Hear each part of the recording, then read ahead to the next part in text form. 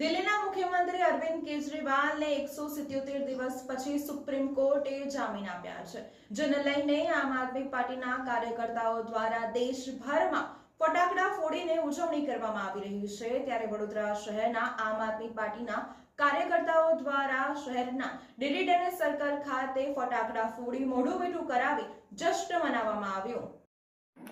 દિલ્હીના મુખ્યમંત્રી અરવિંદ કેજરીવાલને આખરે તિહાર જેલમાંથી મુક્ત કરવામાં આવતા જ વડોદરા શહેર આમ આદમી પાર્ટી દ્વારા ડીડી ડેનિસ સર્કલ પાસે ફટાકડા ફોડીને ખુશી મનાવવામાં આવી છે।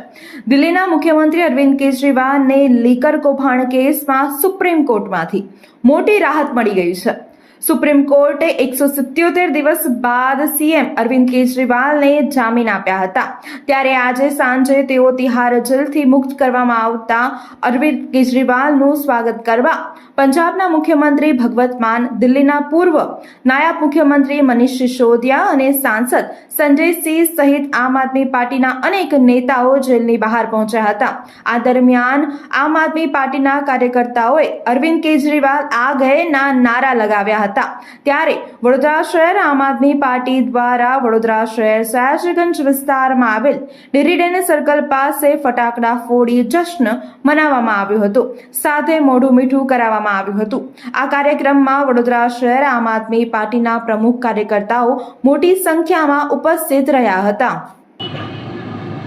દિલ્હીના યશસ્વી મુખ્યમંત્રી અને આમ આદમી પાર્ટીના સુપ્રીમો એવા માનનીય અરવિંદ કેજરીવાલજીને છેલ્લા 177 દિવસ સુધી આ ભારતીય જનતા પાર્ટીની નરેન્દ્ર મોદીની સરકાર દ્વારા જે રીતે ઈડી અને સીબીઆઈનો દુરુપયોગ કરી અને જેલના સળિયાની પાછળ રાખવાનું જે કારસ્તાન કર્યું હતું, તેનું આજે માનનીય સુપ્રીમ કોર્ટ દ્વારા જે સત્યનો વિજય થયો છે, એના ભાગરૂપે આજે વડોદરા શહેર આમ આદમી પાર્ટી દ્વારા તમામ કાર્યકર્તાઓમાં હર્ષ અને ઉલ્લાસની લાગણી છે।